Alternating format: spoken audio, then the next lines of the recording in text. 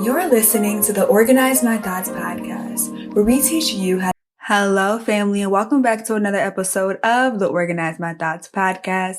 I hope you all are having an amazing week. It's midweek, it's almost Friday, and I am excited.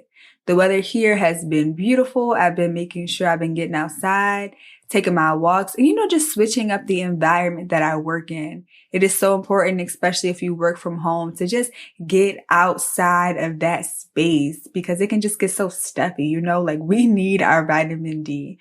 Speaking of things that we need, don't forget to click the link in the show notes to subscribe to my email newsletter so that you can get access to bi-weekly tips, accountability strategies, and secret access to masterclasses I'll be doing throughout the quarter to help you to begin to execute on your ideas and organize your thoughts. But anyway, guys, let's go ahead and jump into today's episode. Y'all, today's episode is an absolute read. Originally, I had gotten the revelation first about the episode after spending some time with God, reflecting on my own circumstance. And then as he began to explain to me what today's episode was about, things started coming together. So as you can see by the title, and more importantly, we're going to open up together through this experience as God exposes us in this safe place. So let's go ahead and get right into it. As you can see by the title, we're going to be able to determine today whether you are a control freak or not.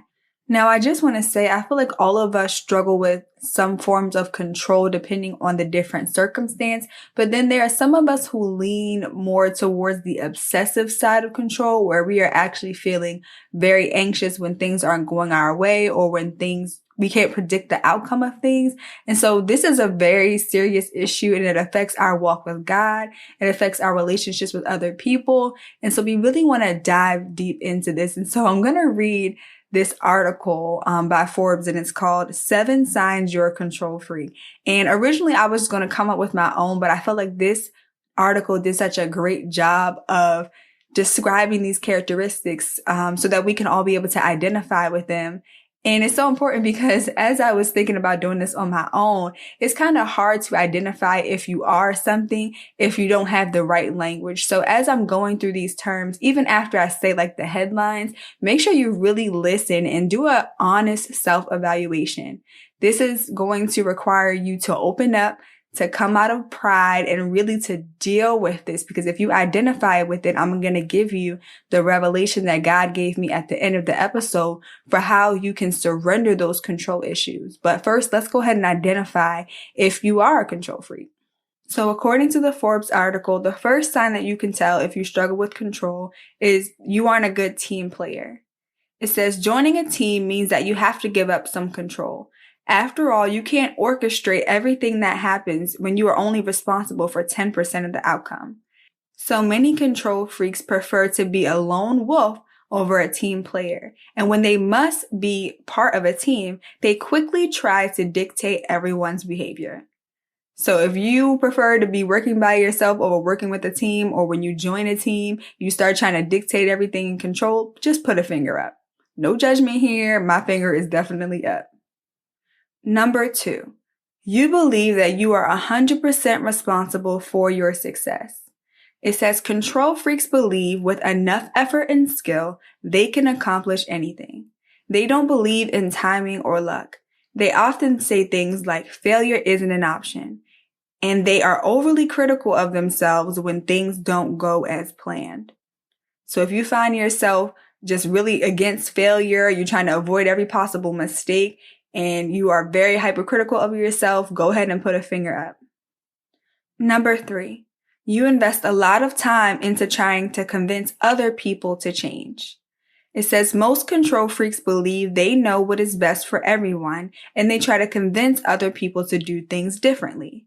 Whether they lecture, become aggressive, or manipulate things behind the scenes, they want to make other people act a certain way.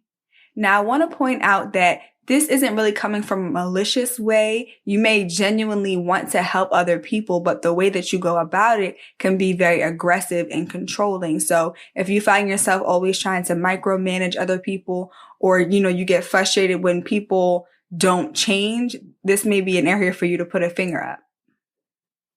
Number 4, You have trouble maintaining meaningful relationships. It says, no one ever says, you know what I like about her? She's a control freak. Control freaks repel people with their demands and unsolicited advice.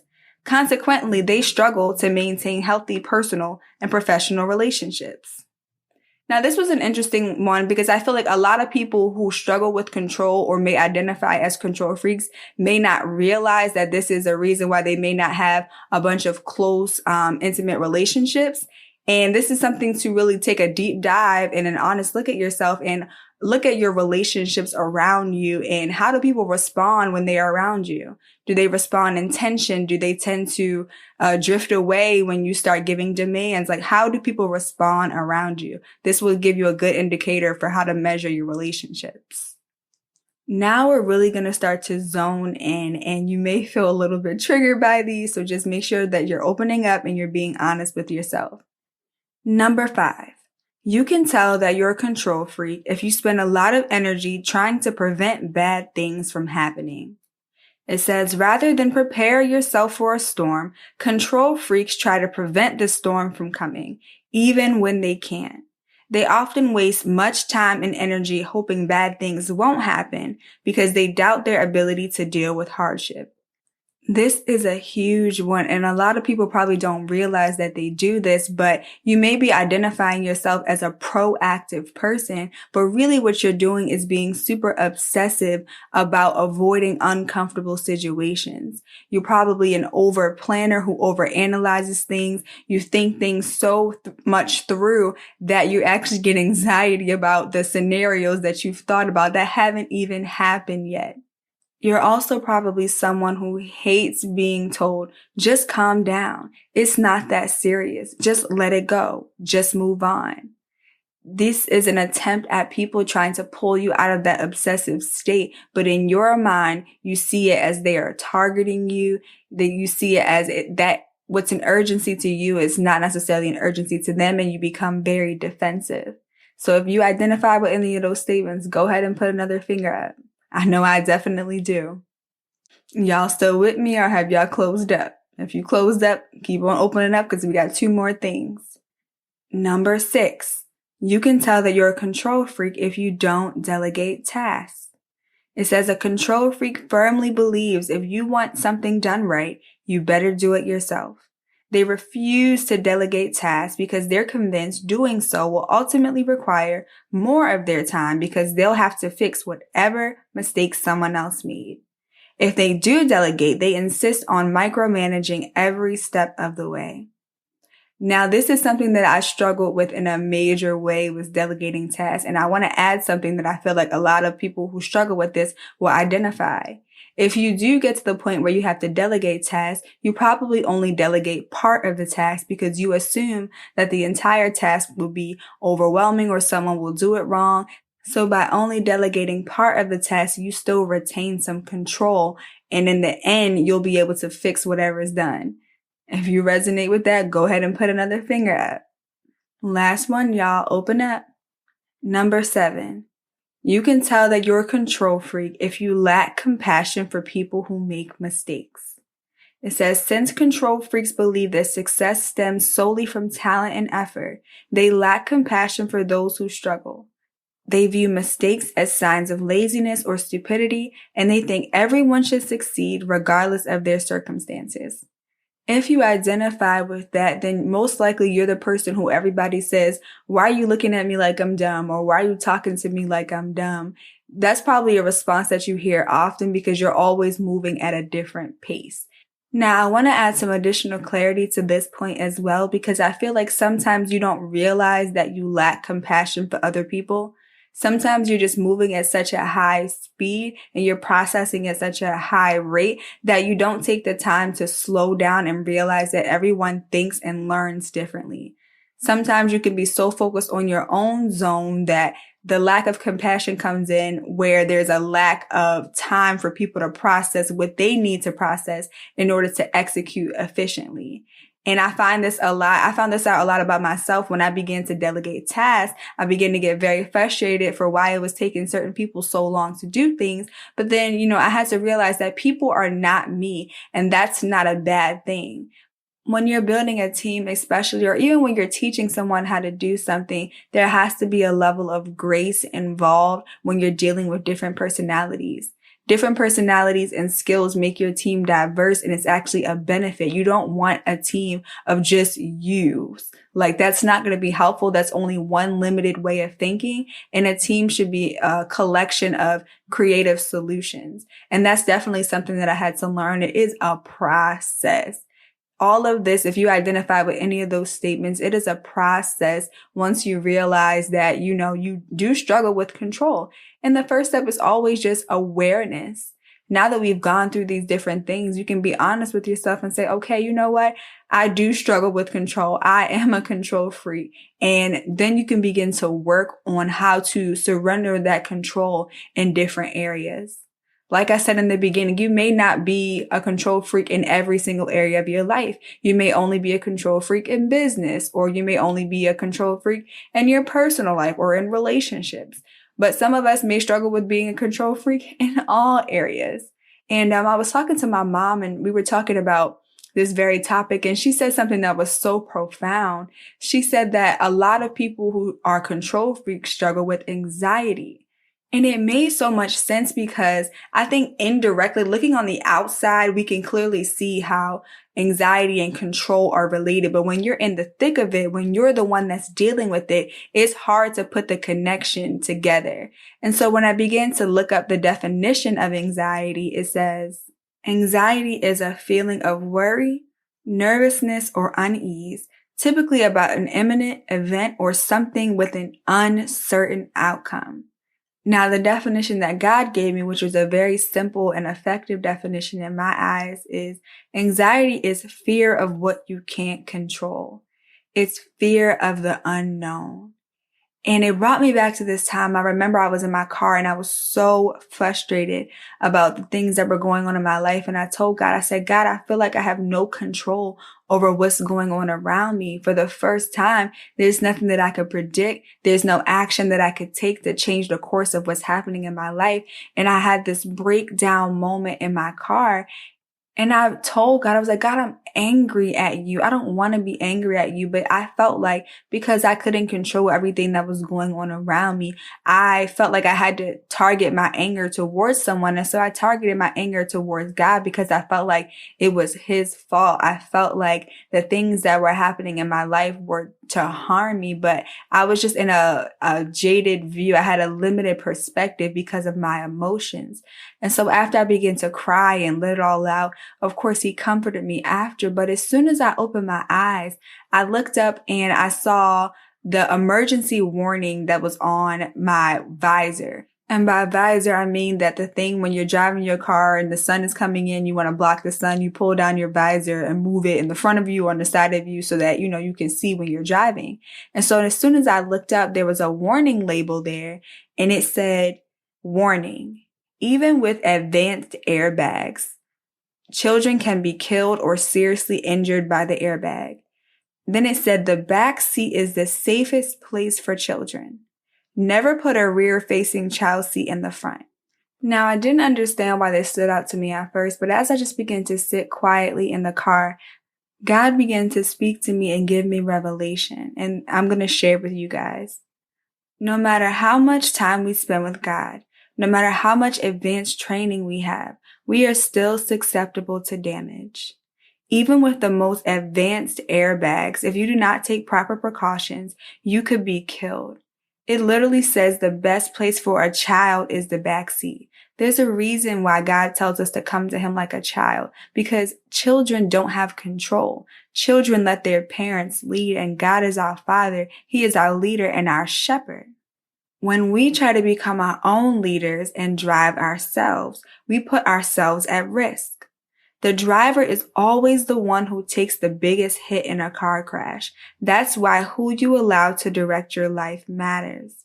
If the driver is caught off guard, it causes damage to the rest of the passengers. One thing we all hate is backseat drivers. We hate when people give us direction on how to drive, but we do that to God all the time. And I heard God say, surrender to me and let me drive. So I'm sharing that with you.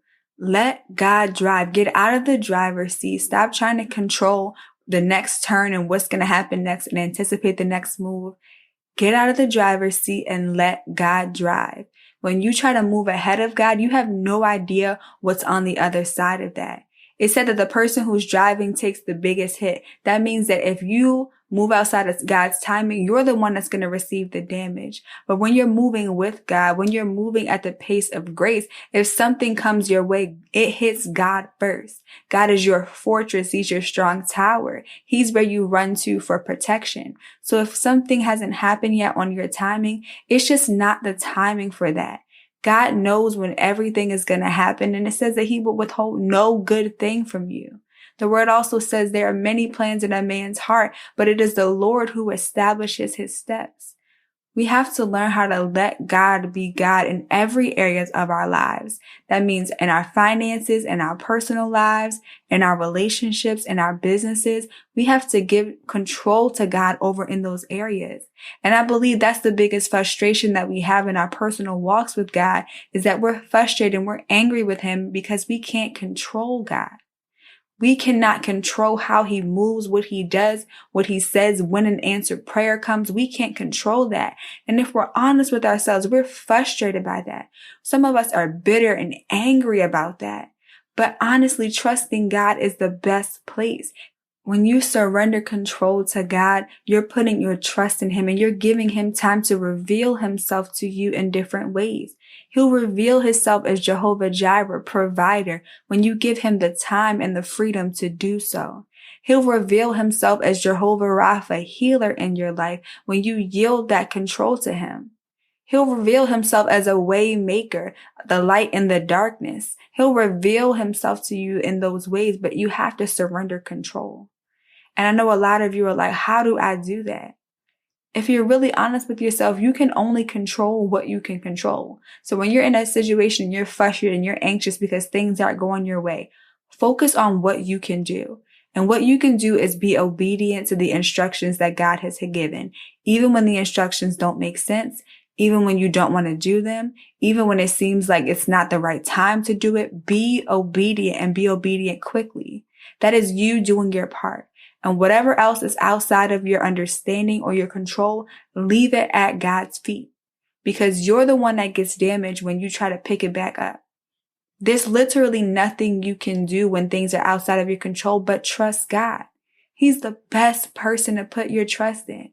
He always has a higher view of what's going on. Who better? It's like you're driving a car and God is driving a plane. God can see what's happening miles and miles ahead of you, and you can only see 3 cars in front of you. Who are you going to put your trust in? Yourself, who can only see 3 cars, or God, who's flying the plane, who can see over the entire region? When you put it that way, it sounds silly to try to put control and trust in our own selves. But when you think about it from that perspective, you realize, God, I was wrong. And I'm sorry for trying to hold on to control, because you know everything and you have my best interests at heart. And so this episode was not to shame you. I had to open up in this episode as well, and I learned a lot of things about myself. This episode was created to invite you into deeper conversation with God, to help improve your relationship with him, and to help you walk in that abundant life that he has for you. The only way to walk in that abundant life is by faith, and faith means walking blindly. It means trusting God even when you can't trace him. Sometimes it even involves looking dumb to other people while you're being obedient to what God said. There have been some seasons in my life where I stepped out on faith and I surrendered control to God, and I felt like it had me looking so stupid because nobody else could understand or hear what God said to me, but I knew in my heart. There were so many people trying to get me to change directions or to do something different, moving outside of God. But I had to trust that even when I couldn't see things moving, that I serve a God who never sleeps or slumbers. I serve a God who's always working behind the scenes. Those are the times you have to remember who your God is. So if you're struggling to surrender control, just have a conversation with God and allow him to bring those things to the surface. And then in one by one, area by area, go ahead and start surrendering control. It doesn't have to be all at once. It's a process. There's a process to unlearning the way that you have been doing things all of your life. And that process is called the renewing of your mind. You can't renew your mind on your own. You need God to bring things to the surface. You need Him to correct you when you're wrong, to remind you of when you need to get back on the path, and to just walk with you through this process. And that's the beauty of doing life with God, is that you don't have to do this on your own. You have the Holy Spirit, who is your helper. He's your advocate, your counselor, and He brings everything that you need to live a life that is pleasing to God, a life that is free from unnecessary stress and burdens. It's just so much better when we do things God's way. Sometimes it can be easier said than done, but if you just really submit to that process and allow God to mold you and prune you and break these control habits off of you, you will find yourself walking with so much more peace. So this wraps up another episode of the Organize My Thoughts podcast. I know you know at least one person who needs to hear this message, so go ahead and text them the link, share the link to this episode on your social media channels, and I'll talk to you guys on the next one.